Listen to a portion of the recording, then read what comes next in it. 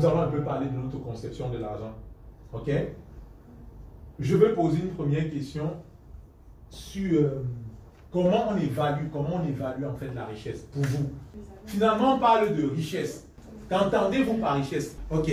Moi, ma vision de la richesse, c'est avoir des biens, mais pas... Comment je vais dire? Un peu quoi? Voilà, du genre des biens qui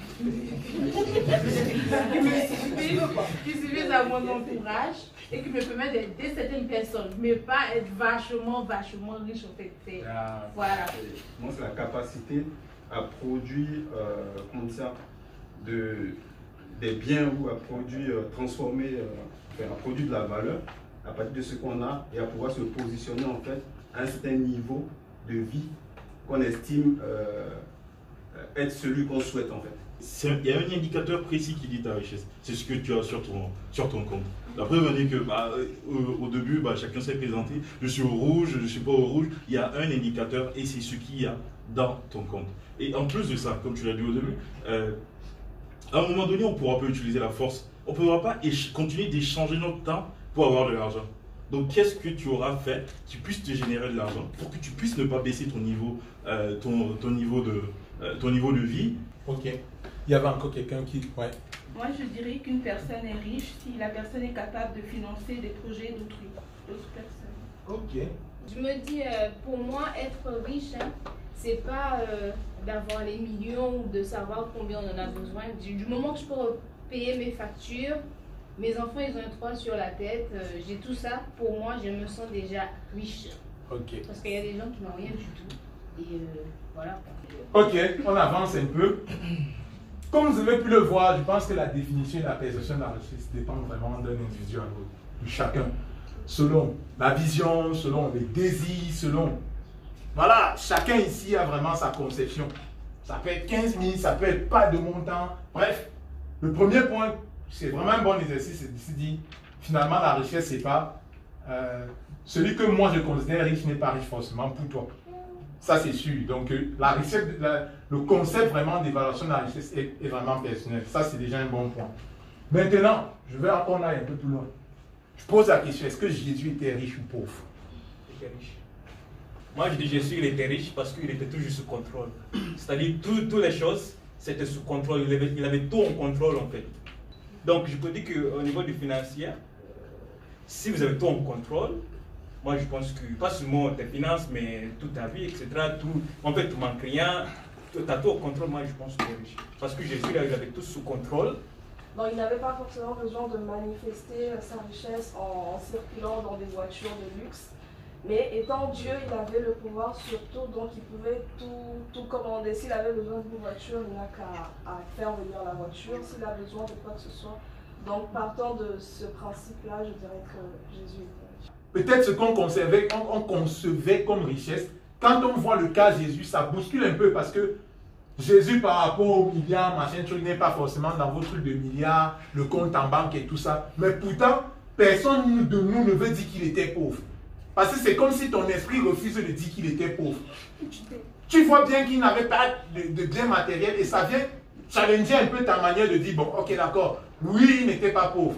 Vous allez dire, oui, matériel. Je ne connais pas beaucoup de gens qui sont riches, je veux dire, intellectuellement, et qui sont considérés ou quoi que ce soit, en fait, quoi. Donc, je veux qu'on parle peut-être du modèle de Jésus pour voir qu'est-ce qu'on peut tirer, en fait, d'intéressant pour nous positionner par rapport à notre perception à l'argent. Il y avait quelqu'un qui voulait parler, oui. Est-ce que Jésus, il pouvait réaliser ce qu'il voulait? Moi, je dirais oui, parce qu'il avait une telle sagesse qui faisait qu'il arrivait même à convaincre des personnes qui étaient riches à suivre, son œuvre, à le suivre. Donc, il pouvait en fait amener tout le monde à faire ce qu'il voulait, ce qu'il désirait en fait. Donc, celui qui arrive aujourd'hui, si je veux m'acheter, je sais pas, je veux m'acheter une voiture qui coûte 1 million. Si j'arrive à le faire, c'est que je suis riche. Donc, ok, d'accord, on a pris quelques éléments. Moi, la conclusion que j'avais préparée, c'était ma conclusion personnelle sans avoir eu vos retours, c'est que la richesse n'a rien à voir avec le paraître, mais est étroitement liée à l'être. C'est-à-dire, si je sors d'ici en me disant que, ok, d'accord, ma conception de la richesse ne sera pas par rapport à ce que je vois. Je veux dire, au paraître, à ce que je peux, à l'image que les choses peuvent m'envoyer par rapport à voilà, l'argent, la ressource, mais par rapport à ce que je suis. Parce que je pense quand même que le personnage de Jésus, au-delà de tout ce qu'on dit, notre esprit ne veut pas dire qu'il était pauvre parce qu'il dégageait quelque chose. Il était quelque chose. Et quand on dit qu'il est quelque chose, c'est que nous-mêmes inconsciemment, on est en train de dire que ce qu'il dégageait, ce qu'il incarnait, c'était ça vraiment la richesse. Et donc si, par la grâce de Dieu, on peut avoir cette conception de la richesse, non pas par rapport au paraître, donc ce qu'on peut avoir, mais par rapport à ce qu'on est, je pense que ça sera déjà un très grand pas qu'on aura fait par rapport à l'argent. Je suis riche pour ce que je suis. Une autre question, cette fois on va aller vite parce qu'il faut qu'on avance. Ok, d'accord. Ouais, je suis riche pour ce que j'ai. C'est très bien. Quand on dit comme ça, c'est bien, mais ce n'est pas ce qui va te faire manger demain. A-t-on besoin d'argent? Ou est-ce qu'on peut se passer d'argent après cette belle conclusion que je dis avec tant de fierté? Est-ce que je peux sortir d'ici et je dis donc, ok d'accord, je vais bosser sur ce que je suis. Je vais être quelqu'un. Est-ce que ça va me nourrir? Est-ce que le besoin d'argent devient donc indispensable? Vas-y. On peut s'en passer parce que si je me réfère à la Bible dit le juste vivra par la foi. Ça signifie en fait que l'argent est un besoin, mais n'est pas indispensable. Ce qui est indispensable, c'est la connexion que l'on a avec Dieu et que c'est Dieu en fait qui pourvoit aux besoins de chacun. Tu le vis ça? Actuellement, oui. Par la gloire à Dieu. Pour moi, en fait, on a besoin d'argent, c'est indispensable. Parce que si tu n'as pas l'argent, tu ne peux pas payer tes factures, tu peux rien. Dans le monde où on vit. Donc on a besoin d'argent. Ça, tu remets bien le contexte. Voilà. C'est important. Il faut le contexte. Ok, indispensable. L'argent, il n'est pas indispensable, mais je parlerai plus de ma relation que j'ai avec Dieu, en fait. C'est par rapport à ça. L'argent en lui-même n'est pas, comme j'ai dit, indispensable. C'est peut-être un besoin, on l'a besoin pour vivre, mais dire que c'est indispensable, Dieu, je le place où, en fait? Donc moi, je serais plus de ce côté. D'accord, ok. Moi, ma conclusion ici, c'était que l'argent n'est pas indispensable, mais peut s'avérer très utile et nécessaire. Mais que son usage doit toujours être sous le contrôle et empreint de sagesse. Je m'explique. Le chrétien a des problèmes, pourquoi? Parce qu'il prie, il veut le miracle, donc il ne travaille pas. Parce que le miracle vient un peu chanter la chaîne. C'est-à-dire, si j'ai besoin de quelque chose, soit je travaille, je l'obtiens, soit je prie, je l'obtiens. Et c'est ça qui nous met dans les problèmes, c'est que je prie et j'attends, donc je ne travaille plus. Ça veut dire que si j'ai le miracle, si je crois, si j'ai ce que je vais appeler cette connotation, esprit de miracle, je veux chanter en fait toute valeur du travail parce que je peux obtenir par le miracle. Beaucoup d'entre nous n'ont pas de comptable. Si j'ai quand même un comptable, ça veut dire que j'ai quand même une certaine... Je ne donne pas 500 au comptable de gérer. Donc, Jésus avait son trésorier qui était Judas. Donc, Jésus se servait de l'argent.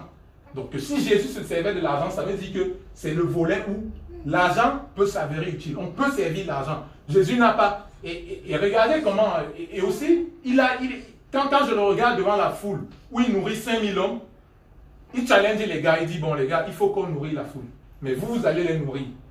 Mais non, comment on va faire et tout, l'argent, ils sont comme nous, hein. L'argent qu'on aurait ne peut pas nourrir toutes ces personnes-là. Et là, il y aura le miracle, il y aura la multiplication. Donc c'est pour ça que je parle de sagesse, de discernement et d'équilibre dans la notion d'argent. Le miracle ne fera pas tout. Quand Jésus est en train de passer la Samarie, il a faim et ses disciples vont dans la ville pour acheter du pain. Il ne dit pas non les frères, attendez les disciples. Combien de pain il nous reste? Un demi-pain. Ok, on va prier, on va manger, on continue le travail.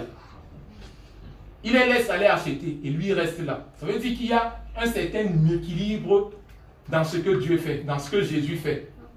À certains moments, il va utiliser le miracle. À un autre moment, il va utiliser l'argent. Amen.